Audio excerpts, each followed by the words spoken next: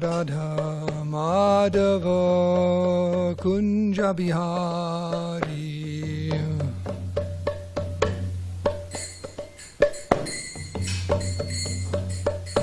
Jaya Radha Madhava Kunja Bihari.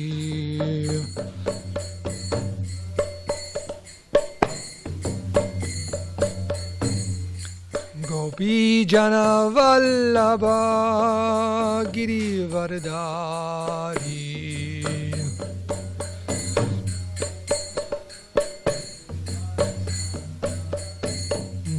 Gopi Jana Vallabha Girivardhari.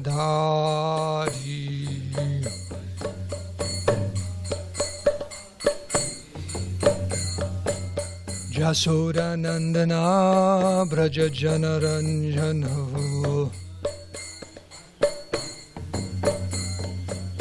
Jasoda Nandana Braja Janaranjano. Jamunatira Banachari. Jamuna Tira Bonachari.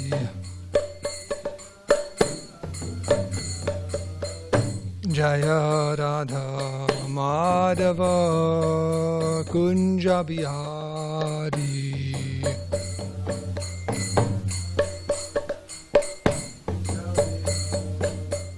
Jaya Radha Madhava Kunja Bihari.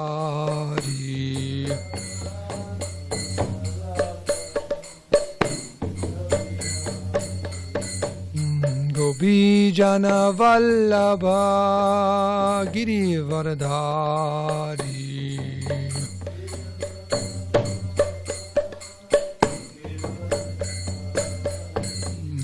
Gopi Jana Vallabha Girivardhari.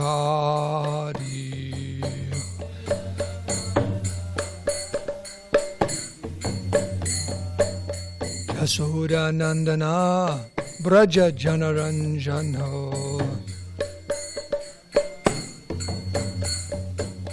Jasoda Nandana Braja Janaranjano.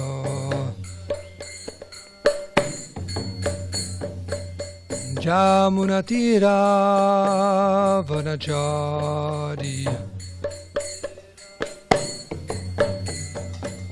Jamunatira Vanachari.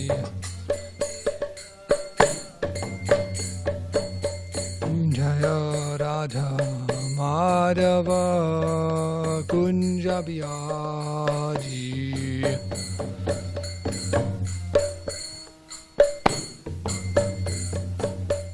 Jaya Radha Madhava Kunja Bihari.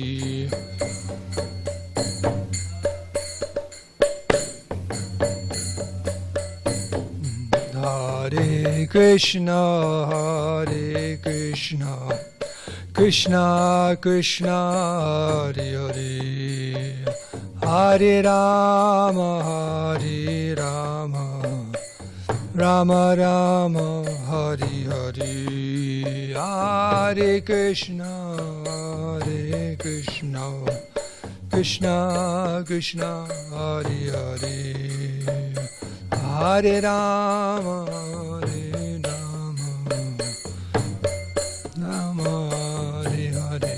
Oh, Hare Krishna, Hare Krishna, Krishna Krishna, Hare Hare, Hare Rama, Hare Rama, Rama Rama, Hare Hare, Hare Krishna, Hare Krishna, Krishna Hare Hare, Hare Rama, Hare Rama, Rama Rama, Hare Hare, Hare Krishna, Hare Krishna, Krishna Krishna, Hare Hare, Hare Rama, Hare Rama, Rama Rama, Hare Hare, Hare Krishna, Hare Krishna,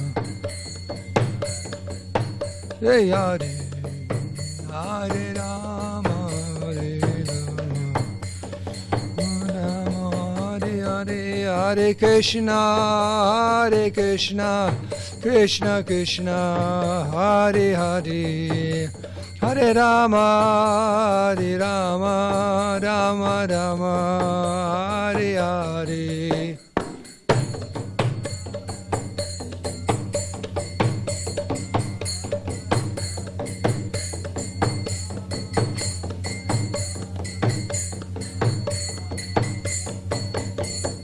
Oh, Nitai Gauranga Jaya, Nitai Gauranga. Jai Sachinandana Gaura Hari, Jai Sachinandana, Jai Sachinandana, Jai Sachinandana Gaura Hari, Gaura Gaura Gaura Hari, Gaura Gaura Gaura Hari, Gaura Gaura Gaura Hari. Oh, Nityananda Nityananda Nityananda Ram. Oh, Nityananda Nityananda Nityananda Ram. Hare Krishna, Hare Krishna, Krishna Krishna, Hare Hare, Hare Ram, Ram Ram, Hare Hare.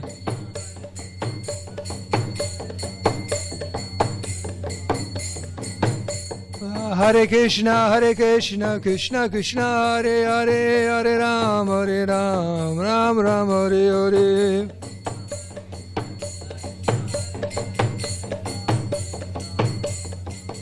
Oh, Hare Krishna, Krishna Krishna, Hare Hare, Hare Ram, Ram Ram, Hare Hare.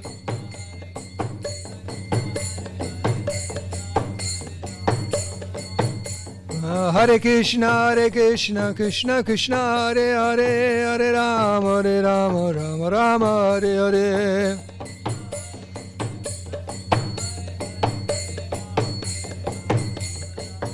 Hare Krishna, Krishna Krishna, Hare Hare, Hare Rama, Rama Rama, Hare Hare.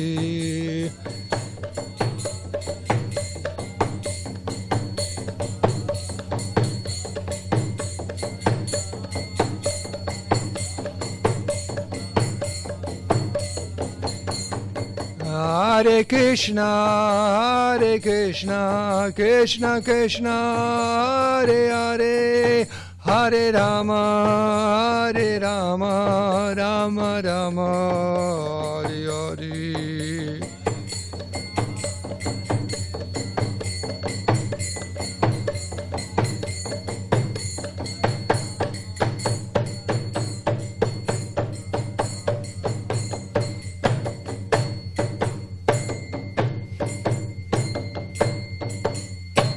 Sri Radha Madhava ki, Sri Radha Giridhari ki, srimadbhagavatam ki.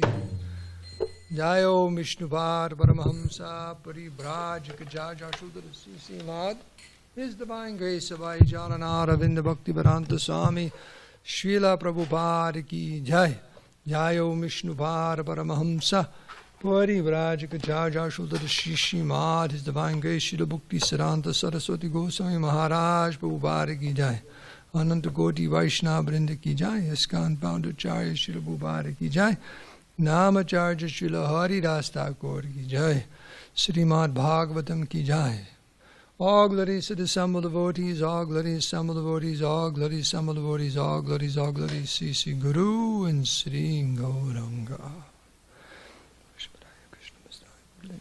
Bhakti Vedanta Swami Namani.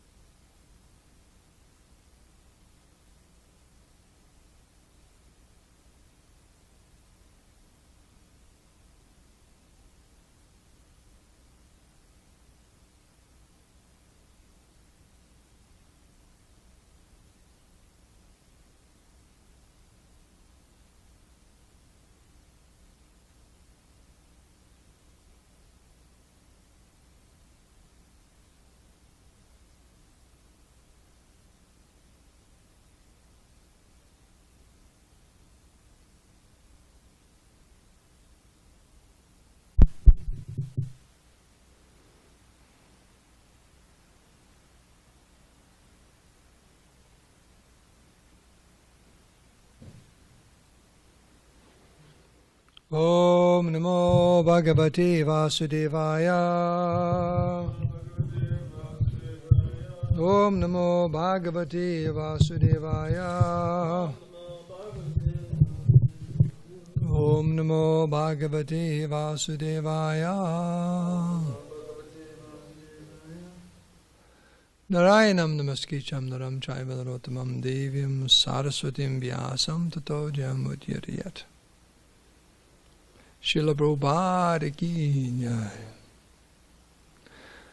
Before reciting the srimadbhagavatam, which is our very means of conquest, we first offer our respectful obeisances unto Narayan Rishi, the supermost human being, Mother Saraswati, the goddess of learning, Srila Vyasadeva, the author, and His Divine Grace A.C. Bhaktivedanta Swami Srila Prabhupada. So he has the verse. Yes.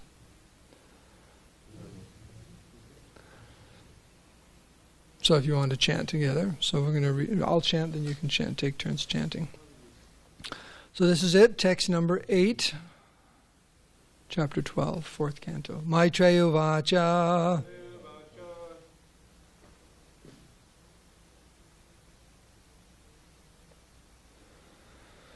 Saraja Rajena Varaya.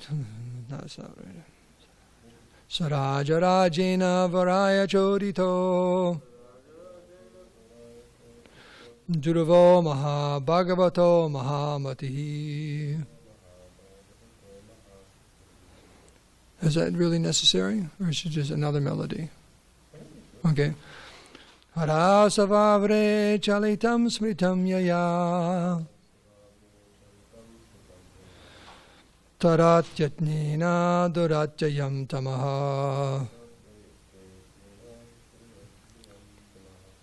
Saraja Rajena Varaya Chodito.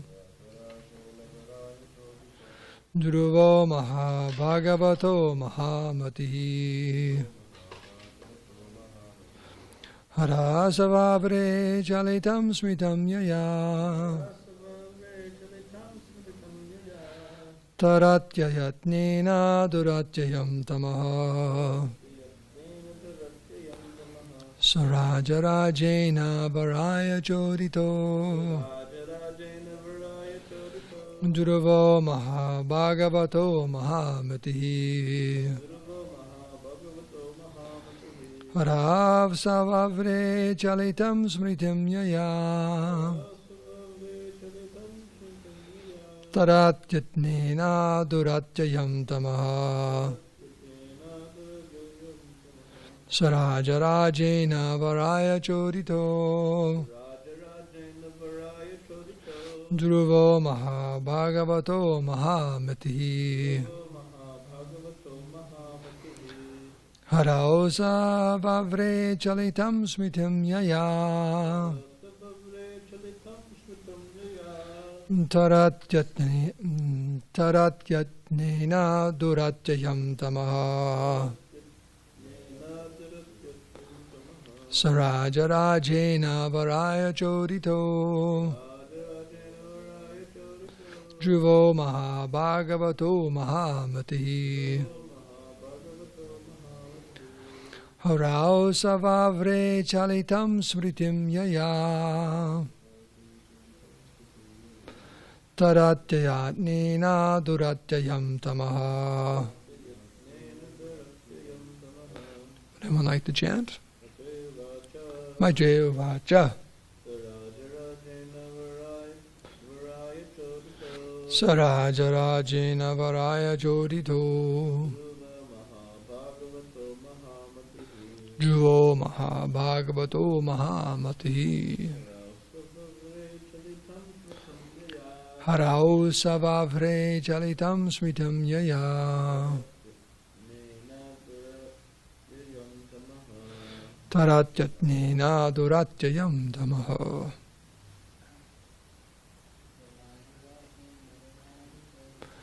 Saraja Rajena Varaya Chodito.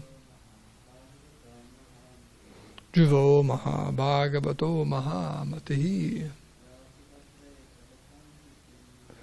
Harav Savavre Chalitam Smitam Yaya. Taratyatatnena duratyayam tamaha. Maitreya uvacha. Sarajarajena varaya chodito. Dhruvo mahabhagavato mahamatihi. Harav savavre chalitam smritim yaya. Taratyatatnena duratyayam tamaha. Synonyms. Maitreya uvacha. The great sage Maitreya said. Saha, he, Rajarajena, by the King of Kings, Kuvera. Varaya, for a benediction. Choditaha, being asked. Dhruvaha, Dhruva Maharaj, Mahabhagavata, a first-class pure devotee. Mahamatihi, most intelligent or thoughtful. Harau, unto the Supreme Personality of Godhead. Saha, he, Vavre, asked. Achalitam, unflinching. Smritim, remembrance. Yaya, by which. Tarati, crosses over. Ayatnena, without difficulty. Duratyayam, unsurpassable. Tamaha, nescience. Translation of Prabhupada by Srila Prabhupada. The great sage Maitreya continued, My dear Vidura, when thus asked to accept a benediction from Kuvera, the Yaksharaj, king of the Yakshas, Dhruva Maharaj, that most exalted pure devotee who was an intelligent and thoughtful king, begged that he might have unflinching faith in and remembrance of the Supreme Personality of Godhead. With thus a person can cross over the ocean of nescience very easily, although it is very difficult for others to cross. The great sage Maitreya continued. My dear Vidura, when thus asked to accept a benediction from Kuvera, the Yaksharaj, king of the Yakshas, Dhruva Maharaj, that most elevated pure devotee, who was an intelligent and thoughtful king, begged that he might have unflinching faith in and remembrance of the Supreme Personality of Godhead.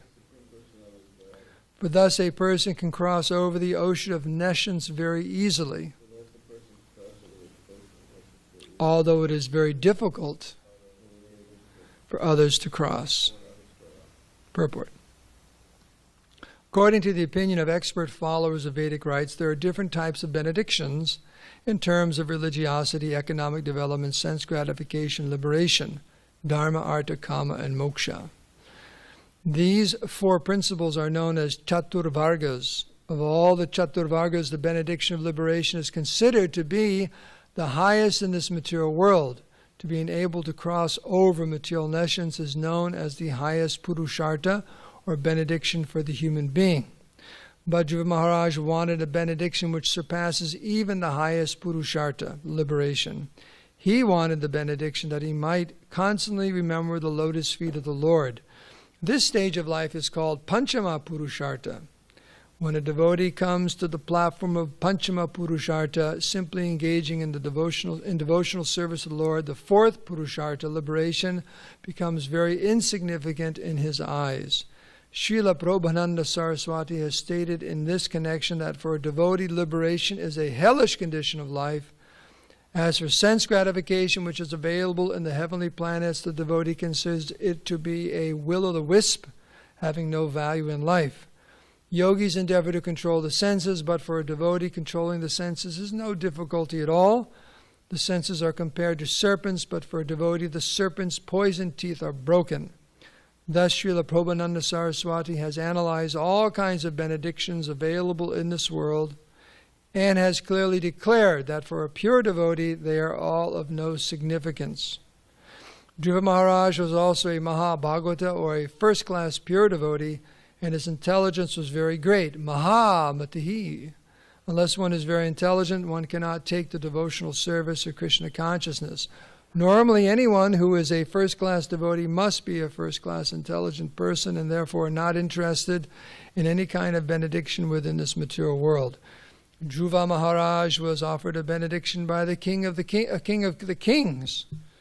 Kuvera, the treasurer of the demigods, whose only business is to supply immense riches to person within this materialistic world, is described as the king of kings because unless one is blessed by Kuvera, one cannot become a king. The king of kings personally offered Dhruva Maharaj any amount of riches, but he declined to accept them. He is described therefore as Mahamatihi, very thoughtful or highly intellectual.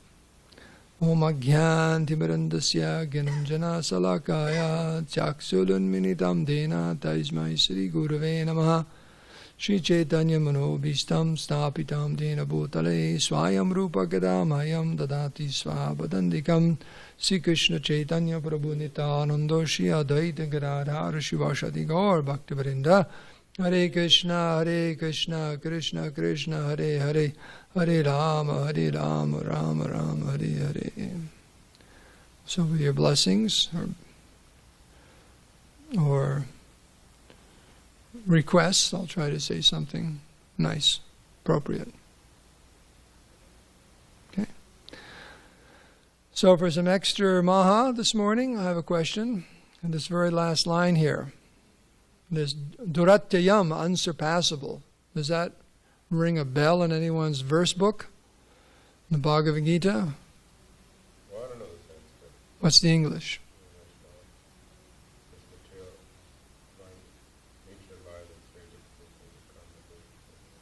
Yes. Daiviyeshu gunamai mama maya duratya mama ve bhajante mama itam turantite.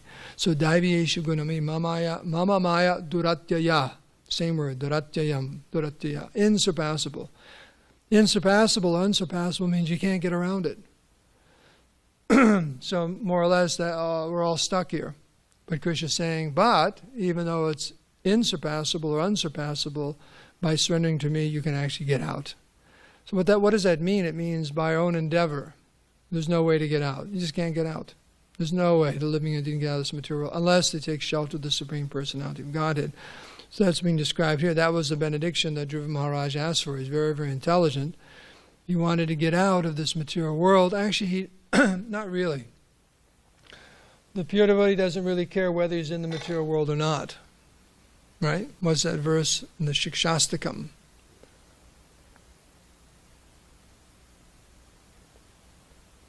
Nadanam na janam na sundarim kavitam va jagadisha kame mama janmani shware bhavatat bhakta haitiki tvai. The Buddha is saying, I don't want anything. I don't even really care if I get out of this material world, birth after birth. He says, I just want to be engaged in your devotional service. So surpassing, one way to look at this is surpassing this ocean of nescience may or may not mean for the devotee that he leaves the material world, but he leaves the nescience. He becomes fully instated in his pure Krishna consciousness. So for him, it really doesn't matter where he is. For a devotee, it doesn't really matter where they are. And the purport is talking about these chatur vargas, dharma, artha, kama, and moksha. These are the four goals of society, that one attains the blessings of dharma, of righteousness, and religion. One attains artha, economic development, kama, sense enjoyment, and then moksha, liberation. Sometimes it's described that there's a cycle there, that one is very, very religious, and money comes, the art is there, and then he can enjoy the senses, and then he becomes frustrated, and then he looks for moksha, or liberation. Goes in that kind of a cycle. Usually a person who's very much interested in working hard, enjoying their senses, and not very much interested in religion, nor they're very interested in moksha. It's interesting. Vedic culture, they request people to be balanced, that all four of these should be there. In fact, if you don't have dharma, you don't really have much of anything.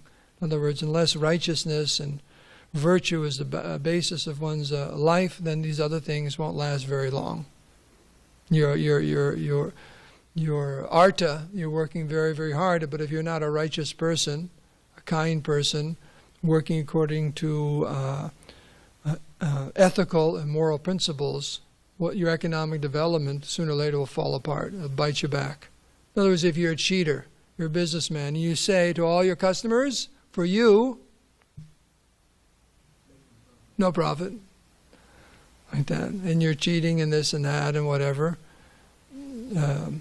Sooner or later it's all going to fall apart. It can't last for very long. Right? So, or your sense gratification is not based upon religious principles, it fall apart. They simply create all kinds of suffering for you and others. So, but these are the four goals most people are interested in. 99.9%. In fact, except for maybe moksha, liberation or freedom from the suffering. So, but Chaitanya Mahaprabhu said there's Pumamahan, there's the greatest goal, which is bhakti or devotional service to Krishna. That's what's referred to as Panchama Purushartha. There's a fifth goal, which is pure devotional service, and it excels even liberation. That's why the devotee can say, Janmini Janmini Shware Bhavatat Bhakta Hoitiki Toi. I don't even really care if I'm liberated. Now, once Srila Prabhupada, maybe many times, but I know there's one time Prabhupada was asked, devotee asked, should we pray like this? Prabhupada said, no, that's a very, very elevated platform of devotional service. You should be praying to get out of this material world. That should be our meditation. We're not on that platform yet. That it really doesn't even matter. And Prabhupada says here in the purport that for one who's on this very, very high platform of Krishna consciousness, they're not really even concerned with any of these things, even liberation from the material world. One's not even concerned. Now, the verse that Prabhupada is referring to here is by Srila Prabhupada Saraswati. It's from his book Chaitanya Chandamrita. Chaitanya, what do you call it? Chaitanya Chandamrita. Chaitanya Chandamrita. And Prabhupada quotes this quite often. Some references here in the Chaitanya Charitamrita. Kaivayam narake chidasha purakasha pushpayate dordantriyanda kalasarpa patali proktata damstrayate vishvam purna sukayate vidimhendrayascha kitayate yat karuna katakshat vaibhavam varantam tam gauram eva stumam. So this is about Lord Chaitanya. Saying here, let us glorify Lord Gaurasundar, for if one attains his merciful sidelong glance, the impersonal liberation of merging into the splendor of God becomes as palatable as going to hell. So Prabhupada refers to that in the purport here, that liberation is a hellish condition of life for a devotee. Next thing, and the heavenly cities of the demigods appear as phantasmagoria, or the will-o'-the-wisp. That's this Tridasha Purakasha Pushpayate. Pushpayate means like a flower in the sky. You ever seen a flower in the sky? Flowers don't grow in the sky, so they don't really exist. The poisonous fangs of the untamable black snakes of the senses become broken. So that's the other thing we're saying here, that for the devotee, controlling the senses becomes easy, because it's like having a serpent whose poisonous teeth are broken. Then he says the whole world becomes full of joy. This is this Vishram Purna Sukhayate. Sometimes you hear that, just that section or expression is quoted. This Vishram, the universe, Purna Sukhayate, actually is very, very blissful. One sees the material world as a blissful place of joy, and Lord Brahma, Lord Indra, and all the other demigods appear as insignificant as tiny insects. As this Vidya Mahendriyascha Kitayate, like little insects. The great demigods, Lord Brahma and Lord Indra. So this is how someone who has attained the merciful sidelong glance of Lord Chaitanya sees the material world. So, because in the purport here, there's reference a few times to Dhruva Maharaj being two things. One is a first-class pure devotee, and also very, very intelligent and thoughtful.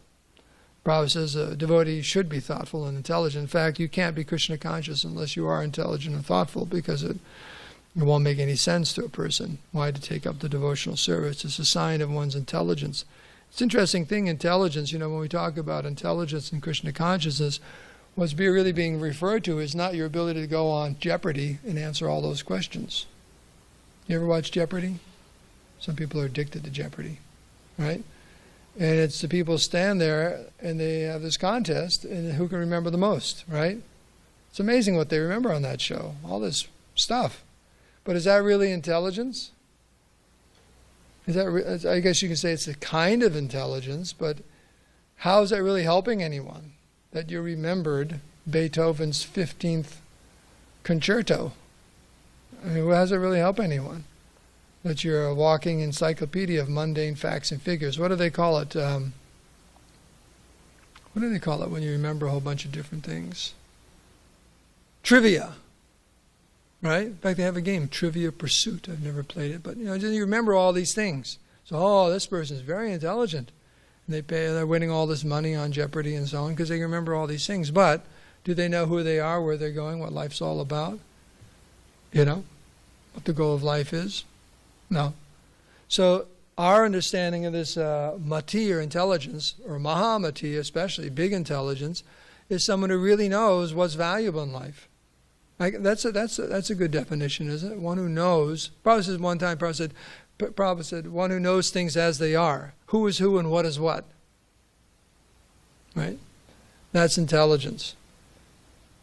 Who is who, what is what. Also, what is good and what is bad, what is right and what is wrong, what's liberating, all these things, that's a sign of intelligence. So sometimes there's a reference, this person is unintelligent, or this class of people are unintelligent. It just means, in general, they don't seem to be very, very thoughtful about the goal of life, somehow or other. It's not in their nature.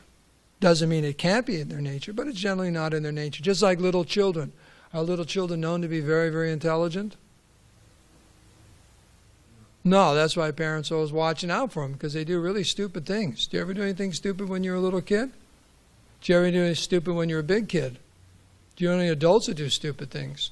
Right, so it's not uncommon that people do stupid things. They don't use their intelligence, or they don't have any intelligence.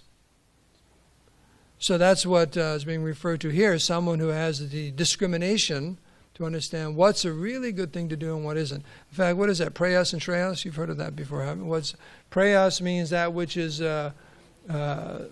will give me some satisfaction right now, and Shreyas means in the long run. In the long run, which is very, very valuable. It may take some time. Just like going to school. It may not be a lot of fun. But you go to school, you get a good education, and then you can enjoy, let's say, you perform some austerity for something of greater value. So something of greater value. So Dhruva Maharaj, he's given an opportunity, asking for a benediction, and he's asking for the best thing. It's interesting, Prabhu once tells a story about that king who was very, very pleased with the subject and asked the subject, you know something, I'm really pleased with you.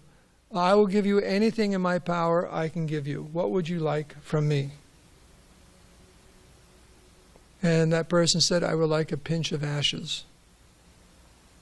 That's ridiculous. He should have asked for half the kingdom. Right? He should have asked for half the kingdom. So that example is given that Krishna is saying, what can I do for you? And we just ask for something of this material world, something useless. Ask for half the kingdom. So we have to know what kind of benediction to ask for. And actually in our mind, we're always asking Krishna for something. The class I gave the other day, I gave the example about that woman who had the bundle of wood. So what are we asking Krishna for? Just like when chanting japa, you're actually talking to Krishna. What are you asking him for? What are we asking Krishna for during japa? That's something. That's a homework problem for you, right? What are we asking? Because we're chanting to Krishna, dear Krishna, dear Krishna, dear Krishna. And where's our mind going? Are we asking for? What are we asking for? That's what japa is all about. You're praying to Krishna for some type of blessing. So here, Dhruva Maharaj is recognized by Kuvera as being most intelligent.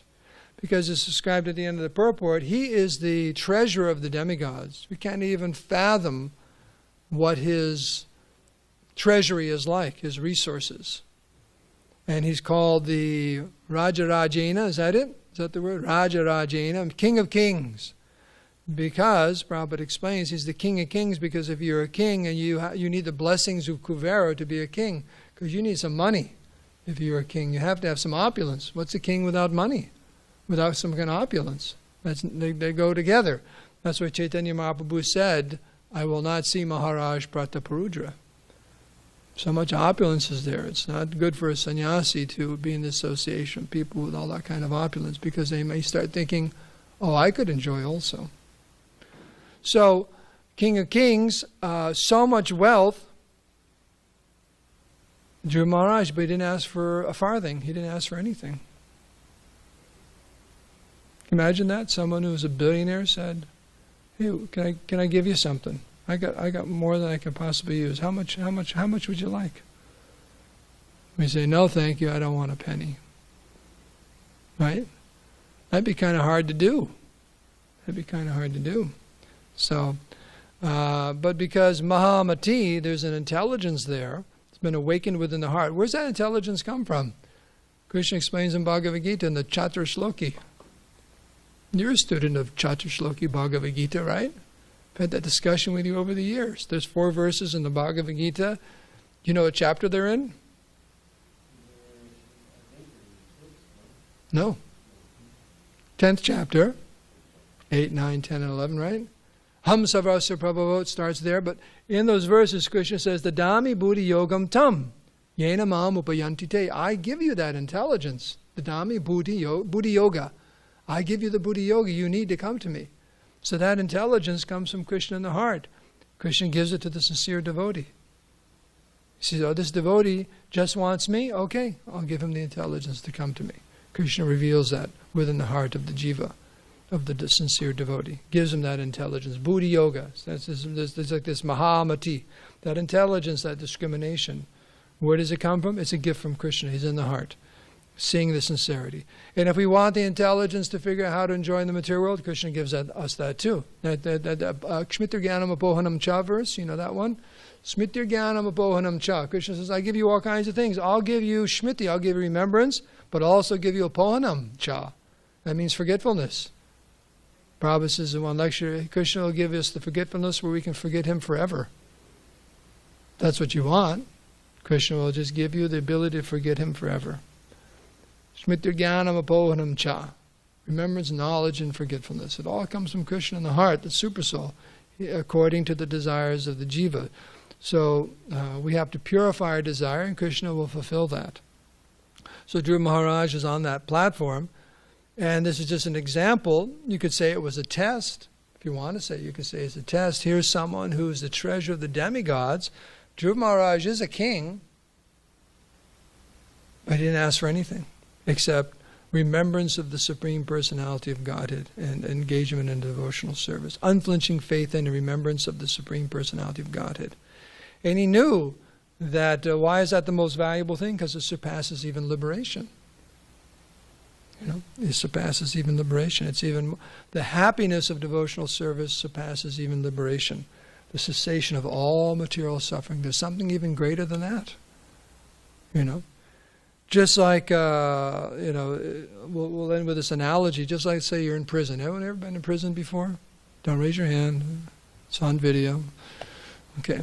But done a little time in the Gray Hotel there.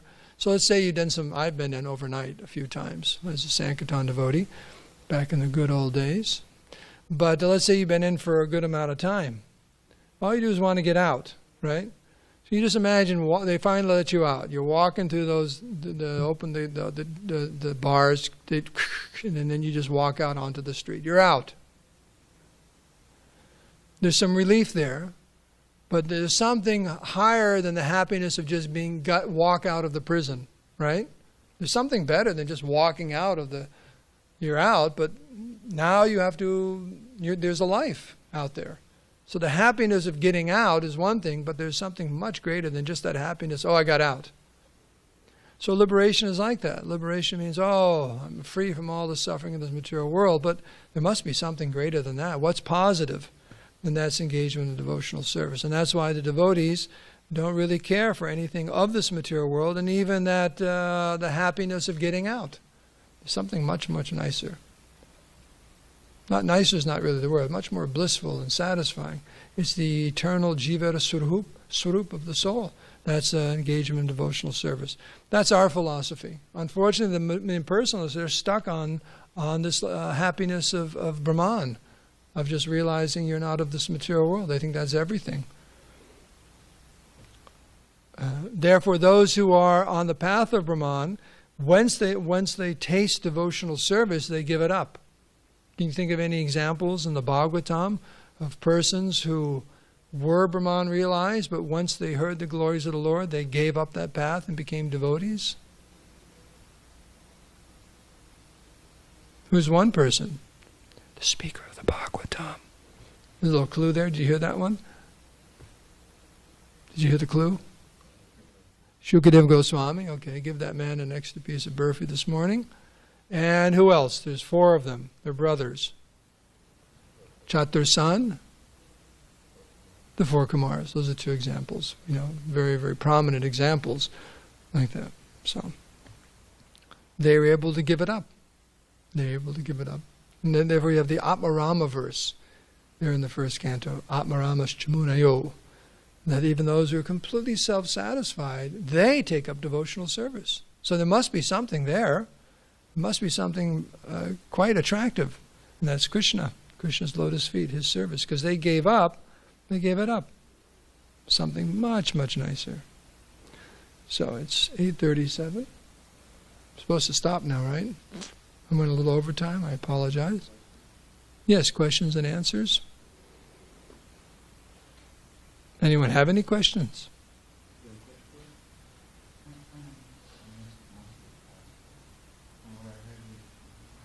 Thank you.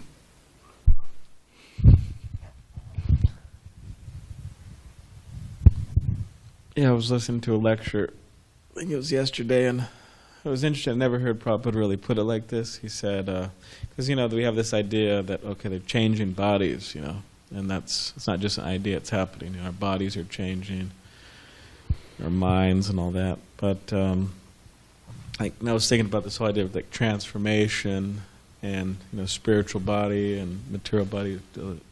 So he was saying that there's certain principles that that human beings are supposed to follow, like cleanliness and brahmacharya and cleanliness and so many different things. And Prabhupada was giving definition of all these different things. And he said that, we can't understand Krishna by at present. He said, but we need a particular brain to understand Krishna. And then Prabhupada said something I thought was interesting. He said, by tapasya, you get a brain. You get a new brain. That's what he said. Which is actually quite interesting, because you think, okay, we have like a present brain, since we were, in this body, right? And then he said, by tapasya, you get a new brain. And by that new brain, you could understand Krishna. So I thought that was interesting. Prabhupada said that. Actually, there's one other point.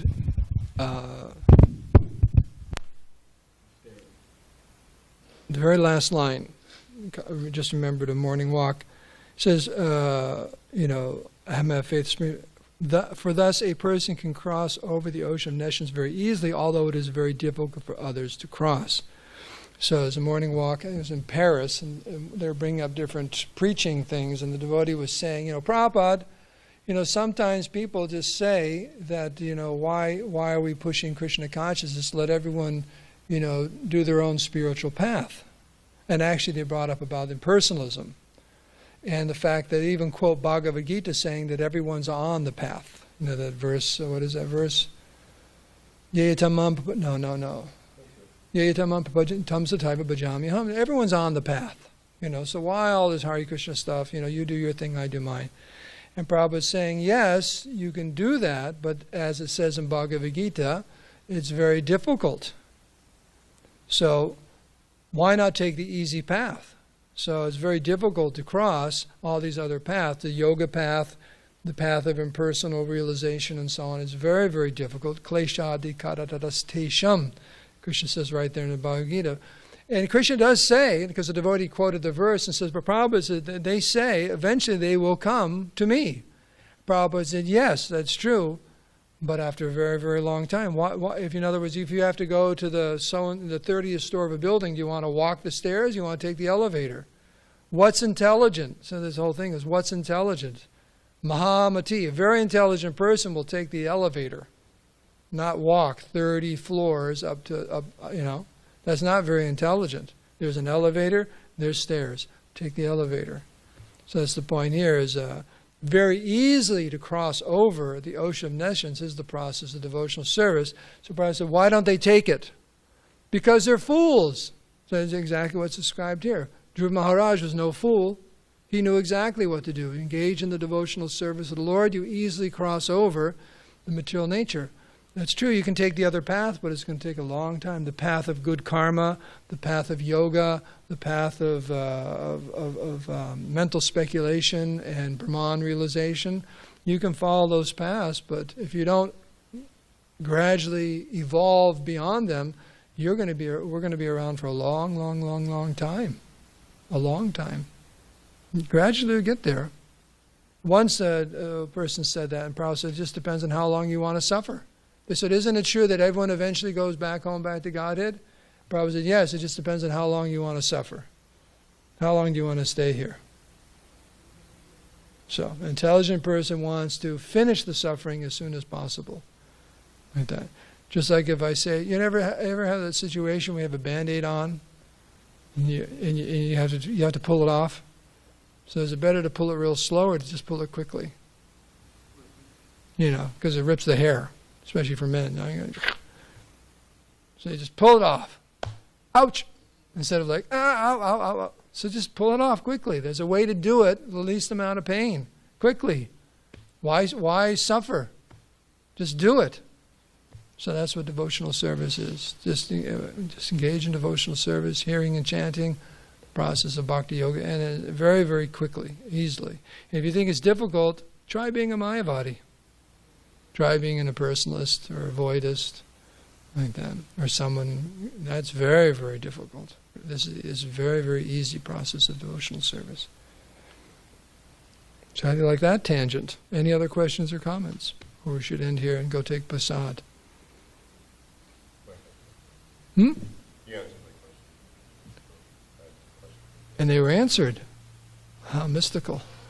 Hare Krishna, you must have entered my mind and told me what to say. Okay, so we can end here. All glories to Srila Prabhupada. Srimad Bhagavatam ki jai.